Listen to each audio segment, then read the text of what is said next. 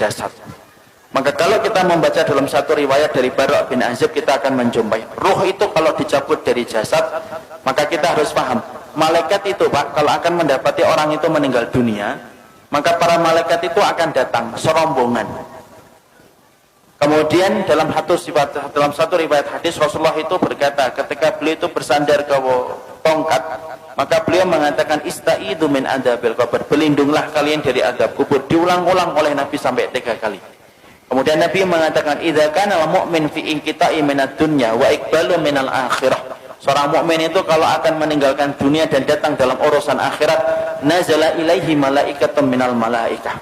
Maka akan datang serombongan para malaikat-malaikat. Kalau yang didatangi itu adalah orang yang beriman, yang datang malaikatur rahmah bersama dengan malaikat maut. Malaikat yang mencabut nyawa, penamaan yang benar bukan malaikat Israel, tapi penamaan yang benar itu malaikat maut. Dia datang serombongan bersama dengan malaikatur rahmah. Para malaikat kemudian di mana? Fajalasu inda mudil basar. Para malaikat itu duduk sejauh mata orang itu ketika memandang. Makanya orang kan kadang-kadang kalau mau meninggal dunia begini. Itu bukan melihat tatapan kosong, tetapi dia melihat sesuatu yang tidak pernah dia jumpai seumur hidupnya. Mana malaikat itu, kalau yang akan dicabut adalah orang yang beriman, malaikat itu akan membawa 2 barang. 1, kafanun min akfanil jannah, kain kafan dari surga. 2, hanutun min hunutil miski, dan yang kedua itu akan membawa minyak wangi yang diambil dari surga. Setelah kemudian duduk sejauh mata memandang, yang akan datang, yang turun 1, malaikat maut di atas kepalanya. Setelah dicabut semuanya sempurna, malaikat maut selesai tugasnya. Kemudian diserahkan kepada malaikatur rahmah. Kalau dia orang yang beriman, dibalut sama kemudian kain kafan yang diambilkan dari surga, diberikan minyak wangi dari surga. Itu loh Pak, masalah pakaian itu saking pentingnya. Ruh itu aja masih dikasih pakaian. Makanya orang kalau sampai ngeremehin aurat itu kebangetan. Karena ruh saja ditutupin, itu kemudian bagaimana dengan kain kafan yang diambil dari surga. Ditutup dengan kain kafan dari surga. Lalu kemudian dibawa ke langit yang pertama. Setelah dibawa ke langit yang pertama, Rasulullah mengatakan, fastaftahu lahumul bab. Mereka meminta supaya dibukakan pintu langit yang pertama. Pintu langit yang pertama terbuka. Kemudian mereka memasuki pintu langit yang pertama. Karena sesungguhnya langit itu ada 7 lapis. 1, 2, 3, 4, 5, 6, 7. 1 lapis dengan lapis berikutnya sejarak 500 tahun perjalanan. Lapis yang kedua dengan lapis yang ketiga 500 tahun perjalanan. Atasnya Pak ada pohon bidara Pak, makanya dinamakan Sidratul Muntaha. Sidrah itu bidara, Muntaha itu puncaknya langit. Di atas langit yang ketujuh ada lautan. Dari dasarnya sampai permukaannya 500 tahun perjalanan. Di atasnya tempat yang begitu besar. Itulah nanti kemudian yang menjadi salah satu tempat arasy-Nya Allah. Maka naik itu melewati langit yang pertama. Seluruh para malaikat gemuruh Pak, cuma kita tidak mendengar. Kita tidak pernah mendengar itu, makanya dijadikan, kenapa pendengaran kita terbatas? Kalau dijadikan pendengaran kita sensitif, malah tidak bisa tidur. Karena tiap hari kita akan mendengar omongan para malaikat, dan kita akan mendengar omongan orang ketika mati, dan apa yang disampaikan oleh para malaikat di atas langit. Dijadikan pendengaran kita terbatas karena ada banyak hikmah. Melewati langit yang pertama bergumuruh para malaikat yang kemudian berkata, Maniruh hadat tayyib. Ini pemilik ruh yang baik, ini miliknya siapa? Hadza fulan bin fulanan. Ini disebutkan namanya yang terbaik yang dia pernah miliki ketika di dunia. Seluruh malaikat menyambutnya. Naik ke langit yang kedua, minta dibukakan pintu langit yang kedua, dibukakan. Terus sampai akhirnya menembus langit yang ketujuh. Ketika meminta untuk dibukakan pada langit yang ketujuh, maka Allah berfirman, sesungguhnya aku menciptakan dia dari tanah. Aiduhu ilal ardi. Kembalikan dia ke bumi, maka disitulah aku menciptakan, dan disitulah kemudian aku akan membangkitkan kedua kalinya. Akhirnya para malaikat kemudian membawa ruh itu, kemudian ketemu dengan jasadnya yang sedang dibawa oleh para pelayat ke area kuburan. Maka kemudian bertemulah kemudian jasad itu dengan ruh. Ya, jasad ini masih dipakai? Enggak, ini sudah selesai. Jadi yang kita pakai ini jasad sementara saja, ini kendaraan kita di dunia.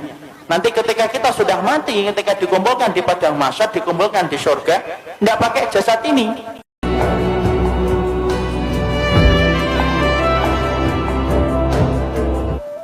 Jadi jangan khawatir yang tiba-tiba kemudian kok saya hidungnya gini. Tenang, sampai mati doang. Nanti kalau sudah mati diganti hidungnya sama Allah. Karena nanti kalau kita sudah mati, nanti kita akan dikumpulkan di surga. Fisik kita itu sudah beda dengan fisik di dunia. Makanya fisik kita nanti kalau masuk surga sebagaimana fisiknya Nabi Adam. Tingginya 60 hasta, sekitar 30-40 meter. Maka ketika jasad itu dibawa ke liang kubur, sempat diketemukan dengan roh sebentar. Tapi saat itu jasad sudah tidak ada faedahnya. Kemudian ketika sudah ketemu kembali di area kuburnya, dia sempat mendengar suara terompah terakhir pelayat ketika keluar dari kuburan. Setelah itu kemudian datang pertanyaan mungkar datang, kan menanyakan 3 perkara. Apa, siapa robnya, siapa nabinya, apa kitabnya, ataupun apa agama yang diutus kepadanya. Setelah dia mampu menjawab itu, maka yang mampu menjawabnya itu siapa? Apakah dirinya? Enggak. Tapi yang menjawabnya itu adalah dibantu sama Allah. Makanya Rasulullah membacakan ayat yusabbitullahu alladhina amanu fil qawli tsabit fil hayati dunya wa fil akhirah. Allah teguhkan orang yang beriman perkataan mereka di dunia dan perkataan mereka di akhirat. Makanya mereka lah yang bisa mengatakan Rabbku adalah Allah, Muhammad adalah Rasulku, dan Al-Quran itu adalah kitab suciku, dan Islam adalah agamaku. Allah yang menggerakkan di atas langit. Setelah dia mampu menjawab pertanyaan yang pertama, maka Allah berfirman di atas arasnya, Shadaqa abdi, hambaku ini jujur, benar dalam imannya sampai dia mau menjawab pertanyaan itu. Waftahu lahu baban ilal jannah, maka bukakan pintu antara kuburnya dengan surga. Malaikat membukakan pintu, tidak ada batasan antara kehidupannya di kuburan dengan surga.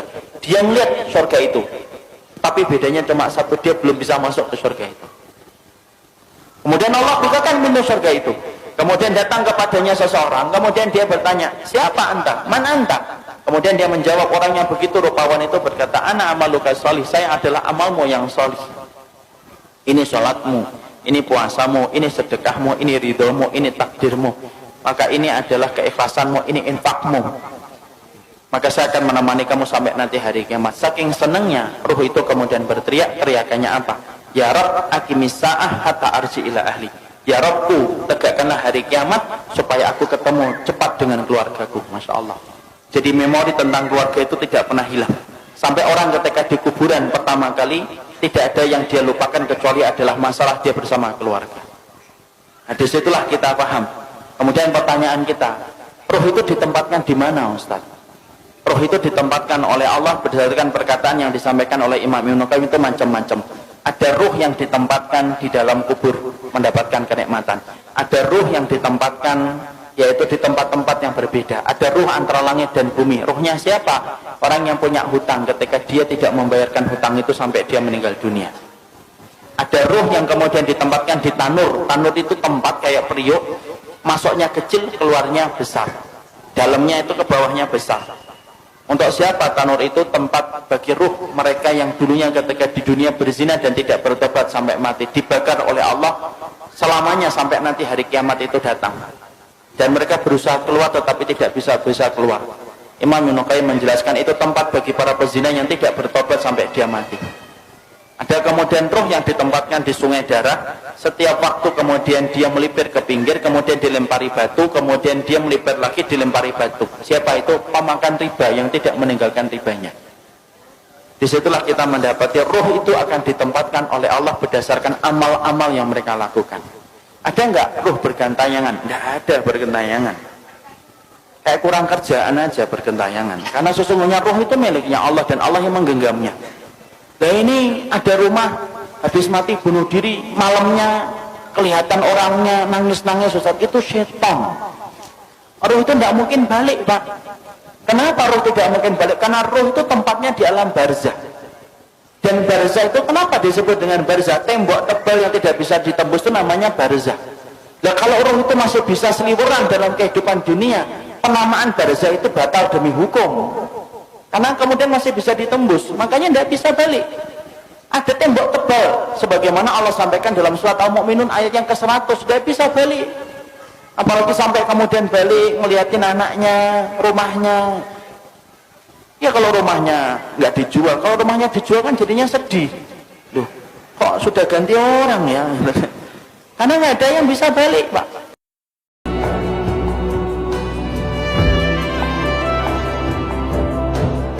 Makanya Makanya roh itu semuanya ditempatkan oleh Allah berdasarkan amalan-amalan mereka, dan tidak ada roh yang bergentayangan. Makanya kemudian kalau kita dapatin ada tempat-tempat, ada orang mati bunuh diri kok kelihatan ada hantunya, itu bukan roh, tapi itu setan yang mencari celah dan kesempatan supaya dia itu ditakutin. Kenapa setan itu senang untuk menakuti manusia? Karena setan tahu syirik itu mulainya pertama kali ketika takut. Orang kalau sudah takut maka cenderung gampang untuk melakukan syirik. Kalau sudah syirik nyebar kemenyan. Kalau sudah syirik dia akan kemudian korban di situ, di tempat yang dia takutin. Kalau sudah takut dia akan lewat sambil mengatakan, "Kula nuwun Mbah, ngapunten, lewat Mbah." Lewat. Itu kemudian mulainya dari ketakutan. Makanya kemudian tidak ada roh yang bergentayangan, itu tidak ada. Yang ada itu apa? Setan. Karena setan itu bisa berubah wujud apa saja. Anjing hitam perwujudan dari jin. Ular hitam perwujudan dari jin. Kemudian setan bisa berubah manusia, bisa. Makanya kita dapati ketika Nabi mau dibunuh, siapa yang memberikan saran mengumpulkan 10 pemuda untuk membunuh Nabi Muhammad? Itu setan dalam bentuk manusia. Karena setan itu bisa berubah apa saja, Pak. Dan dia bisa menjadi hantu untuk menakuti manusia. Tetapi roh itu tidak bisa bergentayangan. Roh itu berada pada alam barzah. Dan disebut alam barzah itu karena tidak bisa ditembus dengan apapun. Ya, nggak bisa ditembus apapun. Makanya kalau kita berbicara masalah hantu, hantu itu kan Masya Allah, hantu itu kan beda-beda kan di setiap negara dan setiap wilayah. Kalau di Amerika, hantu itu apa? Hantu itu keren, pakai jas, kemudian giginya runcing, sukanya gigit leher, enak itu. Itulah yang disebut dengan Dracula. Itu hantu Amerika. Kalau Cina beda lagi, hantunya lompat-lompat gitu. Kalau kemudian ada warna kuning berhenti dia, itu hantu Cina. Kalau Indonesia itu yang paling ini, Indonesia apa? Ngesot gitu ya. Itu Indonesia, Masya Allah. Ini produk karena penjajahan Belanda. Sampai bayangin hantu itu nelongso gitu loh. Yang paling keren itu ya Amerika, pakai jas, giginya runcing, takut sama matahari. Kenapa kok manusia itu ketika bayangin hantu itu beda-beda? Karena memang hantu itu hasil dari kemudian bayangan kita sendiri. Ketika setan itu kemudian menakuti kita supaya kita melakukan kesyirikan ketika sudah takut. Makanya tidak ada yang namanya roh itu bergentayangan, itu tidak ada, Pak. Kata Imam Ibnu Qayyim, roh itu ditempatkan oleh Allah berdasarkan dengan amalnya. Ada roh yang ditempatkan di dalam tembolok burung hijau.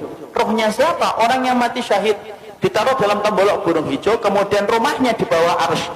Arsy-nya Allah, mereka tinggal bergantung itu. Kemudian mereka masuk surga di waktu pagi, kemudian pulangnya di waktu sore. Tidurnya di bawah arsy-nya Allah. Ada orang saleh ditempatkan di dalam tembolok burung tapi bukan hijau. Dia masuk surga tetapi kemudian dia tidak bisa menikmati sebagaimana para syuhada.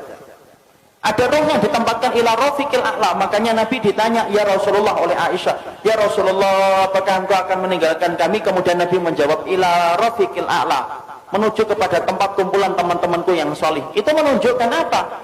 Roh itu ada tempatnya sendiri. Makanya kalau kita bertanya, apakah roh itu bisa ketemu dengan roh-roh orang lain? Imam Ibnu Katsir menjawab, iya, roh itu bisa bertemu, Pak, selama mereka sama-sama mendapatkan kenikmatan. Tapi bertemunya mereka tidak ada kaitannya dengan kehidupan di dunia. Makanya kemudian Imam Ibnu Katsir itu mengatakan, innal arwah muqassamatun ila qismain. Roh itu terbagi menjadi dua. Ada roh yang mendapatkan kenikmatan, ada roh yang mendapatkan azab. Roh yang mendapatkan kenikmatan, mereka kumpul. Sebagaimana Nabi mengatakan, ila rafiqil a'la. Beliau ingin ketemu dengan rohnya Nabi Musa, rohnya Nabi Ibrahim, rohnya Nabi Nuh, rohnya Nabi Adam. Itu yang dipilih oleh Nabi ketika beliau sebelum meninggalnya dan wafatnya. Beliau mengatakan apa? Ila rafiqil a'la. Makanya Nabi detik-detik ketika sebelum meninggal, beliau melihat ke langit, kemudian beliau mengatakan ila rafiqil a'la, tangan beliau jatuh, kemudian kepala beliau bergeser. Akhirnya beliau meninggal dunia. Berarti roh itu kumpul enggak dengan roh yang lainnya? Roh itu kumpul dengan yang lainnya selama mereka sama-sama beriman. Kecuali roh yang mendapatkan adab. Innal arwah mu'adzabah la tatakian. Sesungguhnya kalau roh yang mendapatkan adab, mereka tidak ketemu. Tapi roh yang kemudian mendapatkan kenikmatan, mereka saling ketemu.